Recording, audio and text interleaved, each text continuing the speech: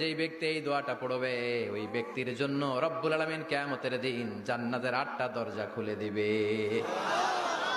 এই ব্যক্তির আমলগুলো আল্লাহর কাছে এমন ভাবে কবুল হয়েছে, আল্লাহর কাছে ওই ব্যক্তি এতটাই সেরা, জান্নাতের 8টা দরজা কিয়ামতের দিন এই লোকটাকে ডাকতে থাকবে। প্রতিটা দরজা বলবে, আপনি আমার দরজা দিয়ে ঢুকে জান্নাতে প্রবেশ করেন। বিশ্বনবী যদি হেদায়েত দিতে পারতেন তাহলে বিশ্বনবীর চাচা আবু তালেব নাম শুনেছেন? জন্মের আগে বাবা হারা হলেন, দাদার কাছে মানুষ হলেন, দাদাও চলে গেল, রয়ে গেল চাচা আবু তালেব। আপন বাবার চেয়ে কোনো অংশে কম করে নাই। বিশ্বনবীর প্রথম বিয়েটা খাদিজাতুল কুবরা তাহেরার সাথে নিজে দায়িত্ব নিয়ে বিয়ে দিয়েছেন। বিয়েতে মোহর দেয়া লাগে না?